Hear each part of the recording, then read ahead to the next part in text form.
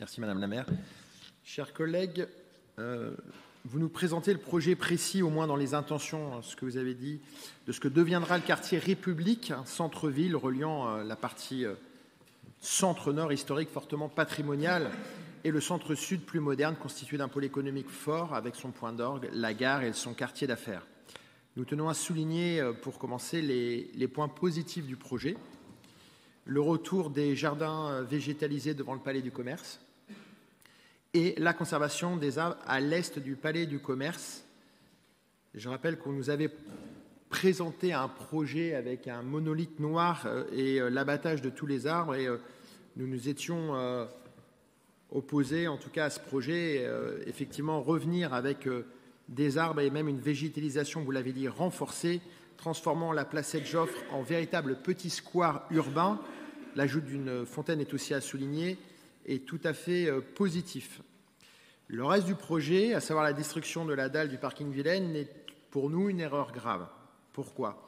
Cette dalle est un lien physique fort entre le nord et le sud de la ville. Elle permet aux piétons de traverser du nord au sud en différents points qui vont du Palais du Commerce à la place de Bretagne.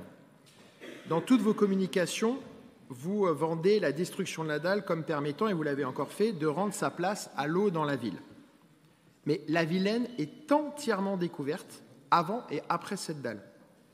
L'eau est déjà dans la ville. Et ce n'est pas, contrairement à ce que vous affirmez, quelques dizaines de mètres de redécouverte qui va changer les choses, à savoir la présence de l'eau dans la ville. Sachant en plus qu'on voit bien l'incapacité de garder les murs de la ville propres, et j'en veux pour preuve l'état lamentable du cœur de ville malgré le million d'euros dépensés, on peut tout à fait se projeter et deviner dans quel état se trouveront les murs des quais à hauteur des pontons flottants, brisant ainsi la promesse d'un esthétisme et d'un apaisement retrouvé. Je vais maintenant revenir sur la fonction de la dalle. C'est un parking qui accueille entre 1400 et 1700 véhicules par jour. Malgré la mise en route de la ligne B et son succès avec les 100 000 voyages par jour, le parking Vilaine n'a pas désempli, notamment au temps fort, comme le midi par exemple, où il est régulièrement complet. Ce qui démontre que les usagers de ce parking ne sont pas les usagers du métro. Ils n'ont pas trouvé dans la ligne B la fonction que leur offre le parking. La suppression de ce lieu de stationnement sans création d'une alternative crédible, et je balaye tout de suite l'Hôtel-Dieu, on a eu ce débat qui n'est pas dans sa fonction une alternative au parking Vilaine. Bref, la suppression d'une alternative crédible qui remplisse exactement les fonctions du parking Vilaine est dramatique pour les professionnels et les commerçants. Ces arguments, effectivement, on peut les balayer sans doute toujours avec la même réponse. Vous avez une étude qui prétend que les cyclistes ont un panier moyen plus fort que les automobilistes. Le problème avec les études, c'est qu'on leur fait dire ce qu'on veut en fonction du point de vue que l'on veut défendre. On trouve toujours une étude qui va venir contredire une autre étude. D'ailleurs, j'en veux preuve sur un autre sujet, je digresse légèrement, que je me souviens pendant la campagne électorale de 2020, alors que je proposais le développement, comme mes amis de Révélérennes, je proposais le développement fortement de la vidéoprotection et l'implantation de caméras dans Rennes, et vous me brandissiez à l'espace Ouest-France la fameuse ou fumeuse étude d'un universitaire strasbourgeois qui concluait à l'inefficacité des caméras dans le dispositif de sécurité. Et aujourd'hui, vous êtes fiers de nous annoncer le doublement de ces caméras. Je ferme la parenthèse. Voilà ce qu'on peut dire des études.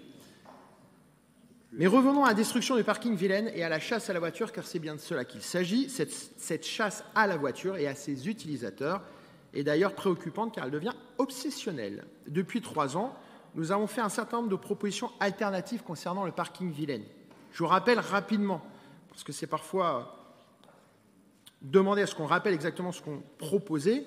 Nous avons proposé la possibilité de réserver un maximum de places de parking pour les véhicules hybrides, électriques ou hydrogène. Nous avions proposé à l'Est de réserver un équipement avec des préaux couverts de panneaux solaires pour abriter les vélos à assistance électrique et offrir aux usagers la possibilité de les recharger gratuitement, le tout en repaysageant l'ensemble du projet, notamment sur ses abords. Ainsi, les véhicules qui rentreraient au cœur de la ville pour se stationner seraient plus silencieux, sans émission de CO2, ce qui est, je crois, le but que vous cherchez à atteindre. Mais le groupe écologiste a fait de la destruction de ce parking un totem, comme il l'a fait d'ailleurs pour la destruction, enfin la fin de la patinoire, ce qui fait que vous rejetez toute proposition alternative.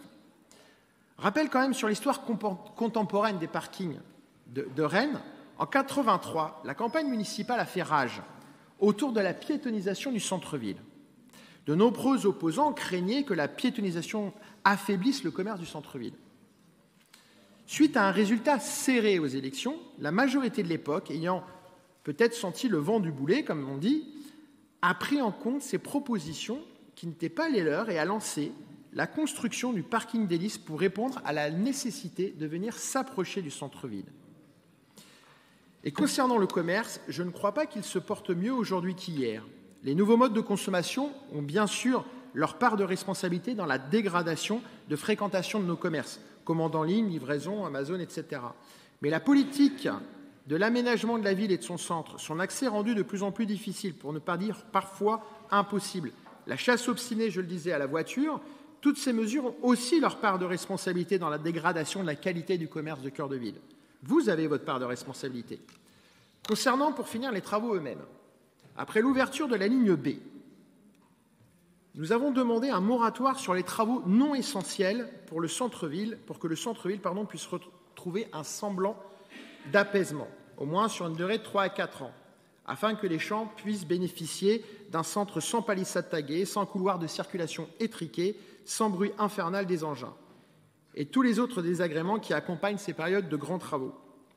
Vous aviez vous-même convenu, chers élus de la majorité, que les places Sainte-Anne et Saint-Germain avaient par exemple lourdement souffert de ces périodes de grands travaux. Et comme réponse à cette demande, vous allez engager les Rennaises et les Rennais sur plusieurs années de travaux extrêmement lourds et coûteux en plein cœur du centre-ville.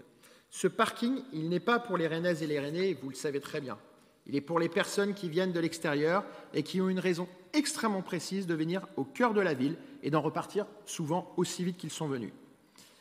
La destruction de ce parking est un message supplémentaire pour les personnes qui habitent aux extérieurs de la ville. Vous n'êtes pas les bienvenus à Rennes. Il y a les paroles, les discours et les actes. Eh bien, la destruction du parking Vélène, sans solution alternative, dit à ces personnes, la majorité ne veut pas de vous à Rennes. Le monde économique et commerçant entend lui aussi le message qui lui est adressé.